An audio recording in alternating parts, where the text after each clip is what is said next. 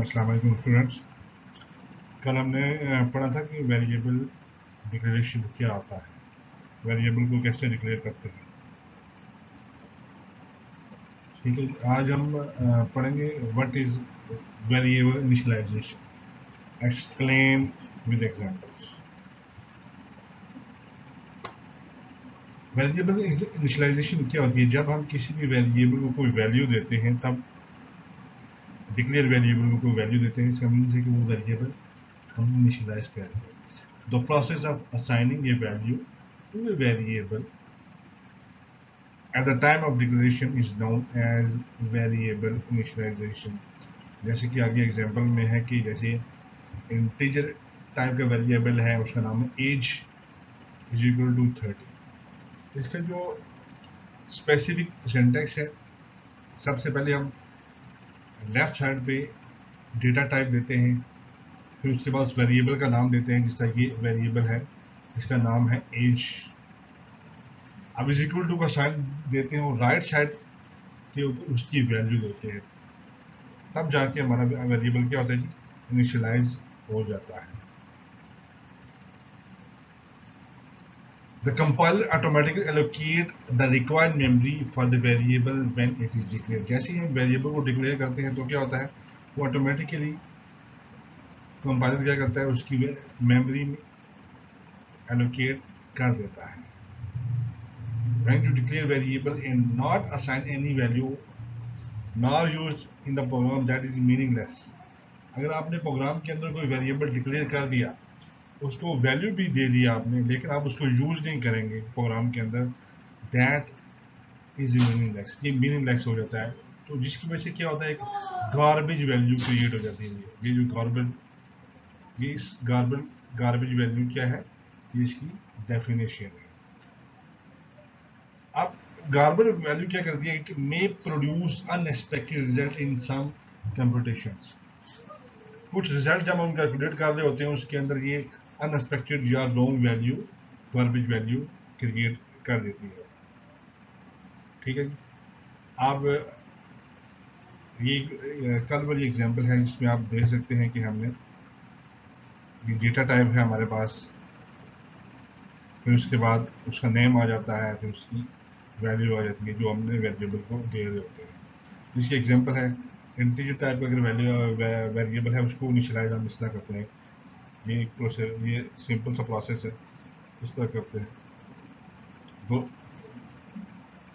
दूसरा तरीका है, हम इस तरह भी कर सकते हैं कि आपने दो वेरिएबल को इनिशियलाइज करना है, उनकी वैल्यू देनी है, आप एक ही लाइन के अंदर दे सकते हैं कॉमा डाल के। इंटीजर एक्स वैल्यू वेरिएबल है, उसकी वैल्यू 20 देके कॉमा डाल के दूसरा वेरिएबल हम दे के उसकी वैल्यू हम आगे दे सकते हैं।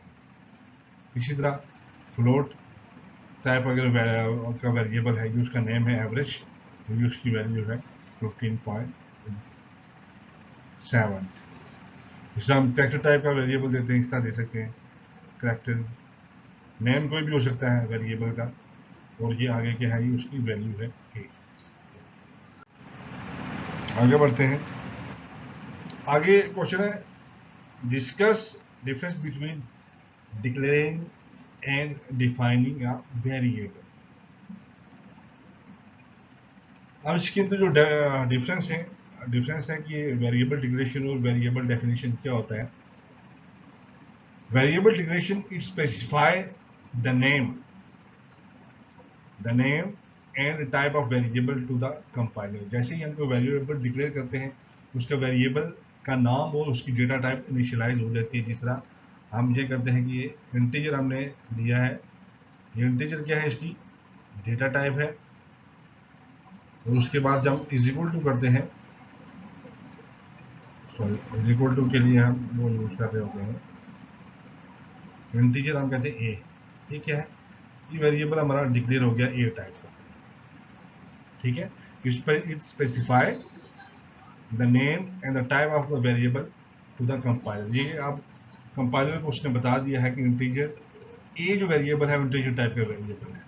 अब वेरिएबल डेफिनेशन क्या होती है? It specify the name and type of the variable. ये इंटीजर का नेम और वेरिएबल का name as well as allocated the memory allocation to store the data in the variable. जैसे आप वेरिएबल को डिफाइन करते हैं तो क्या होता है, उसकी मेमोरी भी एलोकेट हो जाती है, किसके अंदर मेमोरी एलोकेशन हो जाती है, कंपाइलर उसकी मेमोरी एलोकेशन कर देता है। जो सेकंड डिफरेंस है, it does not allocate the memory location to store the data in the variable and can be declared any number of times। आप जितनी दफा मर्जी की कोई भी वेरिएबल डिक्लेयर कर सकते हैं। जैसे इंटीजर ए है, उसके बाद बी सी डी या कैरेक्टर कर सकते हैं, वेरिएबल आप जितनी मर्जी दफा डिक्लेयर कर सकते हैं। A variable can be defined only once.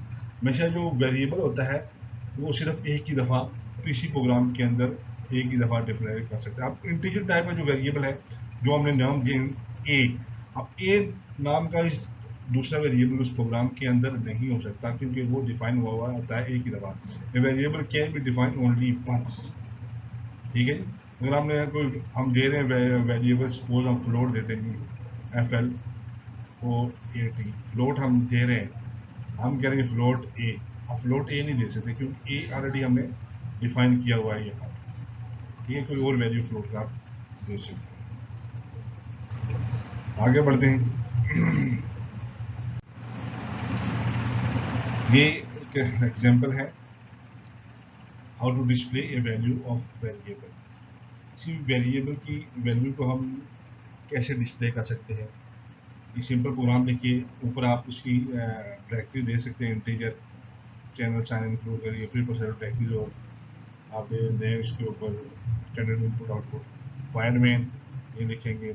ये मेन फंक्शन है, डिल स्टार करेंगे, ये वेरिएबल है, ये डेटा टाइप है, उसकी वेरिएबल का नाम है, उसकी अपनी वैल्यू इनिशियलाइज की। अगर आपने इसको डिस्प्ले करवाना है, प्रिंट एफ सिंटैक्स से पूरा फॉलो करेंगे। वैल्यू ऑफ ए इज, ये होता है फॉर्मेट स्पेसिफायर। ये आगे हम पढ़ेंगे क्या चीज़ होती है। यहाँ पे आप ये क्या है, वेरिएबल का नाम, और आउटपुट आएगी वो क्या आएगी, वैल्यू ऑफ, ये लिखा हुआ आएगा value of A is 20।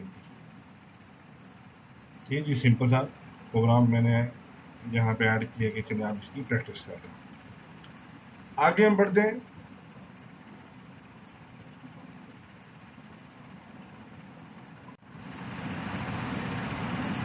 Right down rules for naming variable in C language with example. अब इसके रूल्स डिस्कस करते हैं कि ज़ाहिर है कि वेरिएबल जब हम दे रहे होते हैं किसी भी प्रोग्राम के अंदर, उसके कुछ रूल होते हैं। जो पहला रूल है वो क्या है, all variable names must begin with the letter of alphabet और an underscore. Underscore not recommended. Example, अब जो वैलिड वेरिएबल्स है, इनवैलिड है, 9 मिनट्स, ये इनवैलिड है। अब हैश होम, ये भी इनवैलिड है क्योंकि स्टार्ट में इसके अल्फाबेट नहीं है। 2 kg, ये भी इनवैलिड है। इस तरह ये मार्क्स है, ये भी, ये मार्क्स भी ये वैलिड है। सब वन ये वैलिड है। अंडरस्कोर टेस्ट ये वैलिड है। एफ अंडरस्कोर नेम, ये क्या है, ये वैलिड वेरिएबल्स है। ठीक है, ये इसका पहला रूल है कि हमेशा जो भी वेरिएबल है वो उसका अल्फाबेट से शुरू होगा या अंडरस्कोर से, किसी और चीज़ से ये शुरू नहीं हो सकता।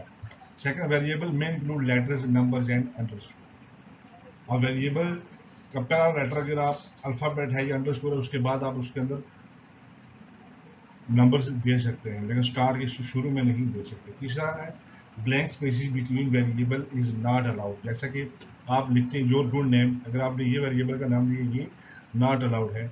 और माई एज, ये भी क्या है, इनवैलिड वेरिएबल है। आप इसके, क्योंकि इसके दरमियान क्या है, स्पेस है इनके दरमियान। नंबर 4 है, both upper cases and lower cases are allowed. Usually defined variables written in lower case while constant in upper case. ठीक है, कांस्टेंट के बारे में आगे पढ़ेंगे, लेकिन बोथ जो अगर आप स्मॉल लेटर्स ए लिखते हैं या स्मॉल लेटर या कैपिटल लेटर ए लिखते हैं आप, कि इस तरह का आप अलाउड होता है वेरिएबल का देना। इस तरह वेरिएबल आप दे सकते हैं। जैसे ऊपर ये एग्जांपल मार्क्स है, सब पहला हर्फ कैपिटल है, इस तरह ये सब्जेक्ट है, इसका भी छोटा है, आप इस तरह दे सकते हैं। Special symbols cannot be used as variable name. Special symbols कौन सी हो सकती हैं? शायद ये कीबोर्ड के ऊपर आपका डॉलर का निशान है, ये एज ए सिंबल्स हम इसको स्टार्ट में नहीं दे सकते वेरिएबल का नाम। Reserve word keyword are not allowed as variable name. Reserve word keyword हम पीछे पढ़ चुके हैं, 32 रिजर्व वर्ड या कीवर्ड होते हैं, ये एज ए वेरिएबल के नाम में यूज नहीं हो सकते। 7th नंबर रूल है, variable can be up to 31 characters long for many compilers. जैसे पीछे हम पढ़ चुके हैं आइडेंटिफायर्स के एग्जाम में पढ़ा था, सेम रूल्स वेरिएबल्स के भी अप्लाई होता है कि मैक्सिमम 31 फर्स्ट कैरेक्टर जो होता है वो कंपाइलर रीड करता है। उसके बाद अगर आप 31 कैरेक्टर्स से लॉन्ग देते हैं, कंपाइलर बाकी 31 कैरेक्टर्स को 31 कैरेक्टर्स के बाद जो कैरेक्टर्स होते हैं उनको इग्नोर कर देता है, उसको वो रीड आउट नहीं करता। उसके बाद 8th नंबर है, ए variable name can be declare only for one data type. पीछे अभी मैंने आपको बताया कि आपने वेरिएबल ए दिया है इंटीजर टाइप के लिए, वेरिएबल का नाम ए रखा है सपोज, जैसे अभी मैंने आपको बताया था एक वेरिएबल है इंटीजर टाइप का, आपने उसका नाम रख दिया है ए। आप उसी प्रोग्राम में ए नाम का दूसरा वेरिएबल आप डिक्लेयर नहीं कर सकते। सपोज आप कहते हैं आप फ्लोट, तो क्या होगा, एरर दे देगा कंपाइलर, क्योंकि वो कह रहा है कि ये नेम ए और ये क्या है, ये दोनों सेम आ रहे हैं, जिसकी वजह से क्या होगा, कंपाइलर क्या करेगा, एरर दे देगा। ठीक है जी। A variable name can be declare only for one data type. The variable name must be meaningful and readable which shows a purpose. Good practice आज मार्क्स आप दे सकते हैं, देखिए जैसे कोई भी अगर वेरिएबल देना है उसकी रिलेटेड दें। सपोज आपने मार्क्स टोटल करना है तो मार्क्स दे सकते हैं, परसेंटेज लेनी है यहाँ पे आप एवरेज दे सकते हैं। अगर आप किसी का फ़ोन नंबर लेना है तो आप माई फ़ोन नंबर, इस तरह आप वेरिएबल दे सकते हैं। जो लॉन्ग वेरिएबल जो होती हैं, जो प्रोग्रामर होती हैं, उसकी जो गुड प्रैक्टिस है, ये इस तरह आप दे सकते हैं, ये माई फ़ोन नंबर। ठीक है।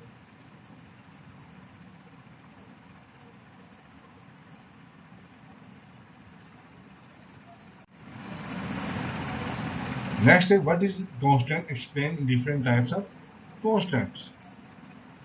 अब कांस्टेंट क्या होता है, वेरिएबल की जैसे हमने डेफिनेशन पढ़ी थी, variable is a memory location whose values are changed during the execution of program। अब कांस्टेंट क्या है, a constant is a quantity that cannot be changed during program execution। Variable program execution में change हो जाता था, लेकिन constant एक quantity होती है जिसकी वैल्यू प्रोग्राम एग्जीक्यूशन के दौरान चेंज नहीं होती।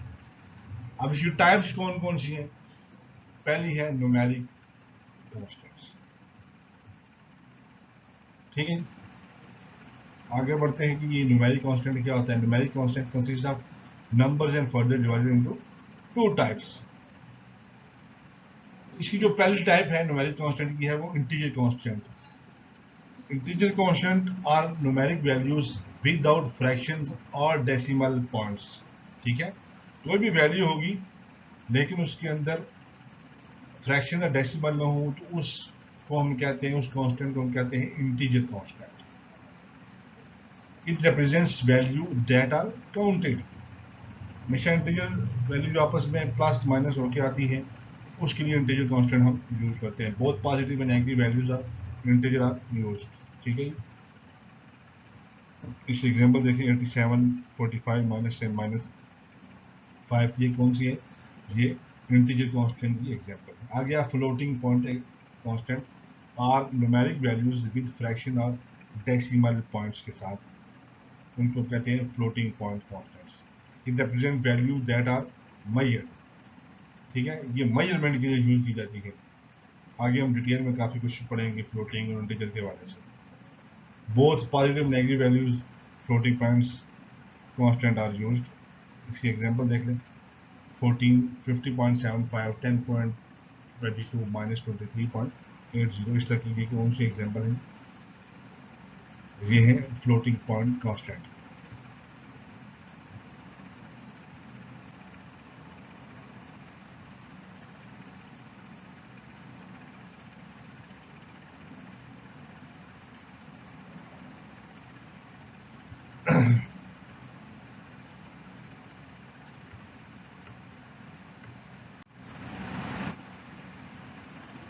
आगे बढ़ते हैं जी,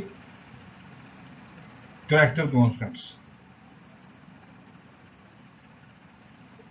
any character within a single quote quotation is known as character constant.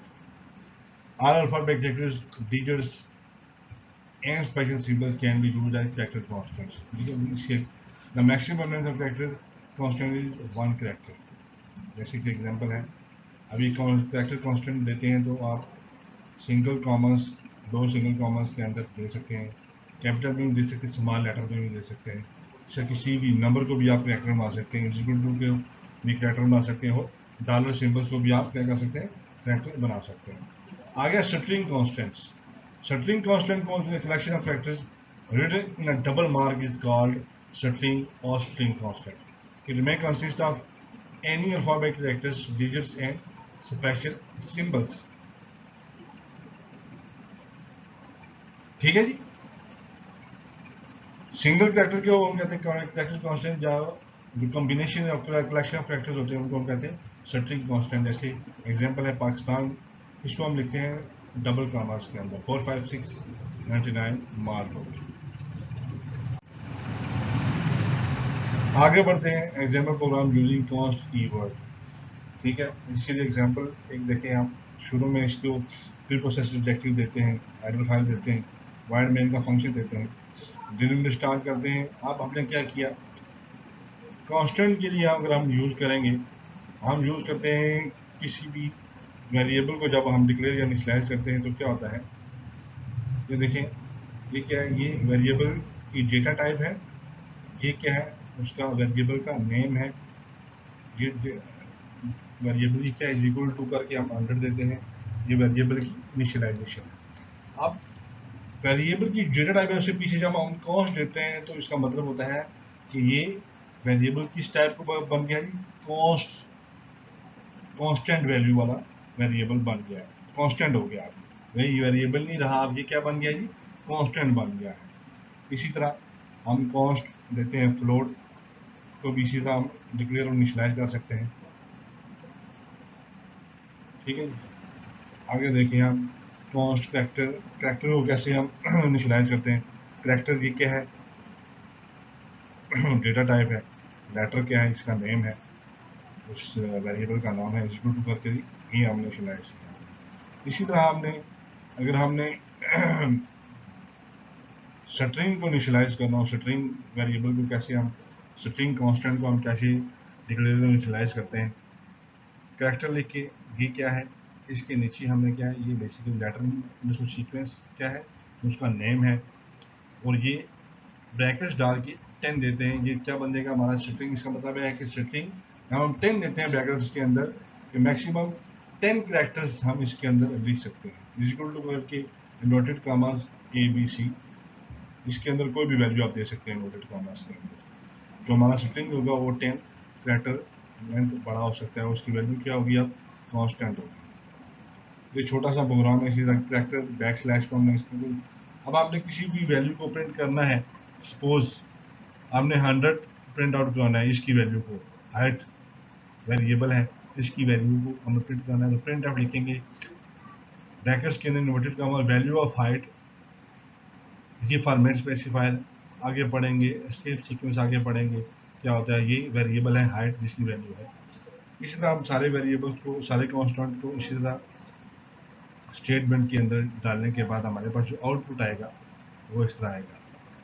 ये आप देख सकते हैं, जो हाइट है 100, वैल्यू ऑफ नंबर 3.14, जो फ्लोट होता है सिंपल, ये पॉइंट के बाद 6 वैल्यू लेता है, ठीक है। फ्रैक्शन के बाद इसकी 6 वैल्यू होती है, 1 2 3 4 5 6 ऑफ, उसे वैल्यू ऑफ लेटर ए, ये कैरेक्टर है, इसकी जो हमने, ये इसकी यहाँ पे प्रिंट आ रहा है, आउटपुट आ रही है, value of sequence ABC, output of character back slash का इन्वर्टेड कॉमा, इस सवालिया निशान आ रहा है इसके लिए, ये इसकी आउटपुट इस लाइन।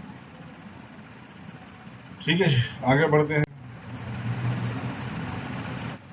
आगे हम बढ़ते हैं, what is data type. Data type किसे कहते हैं,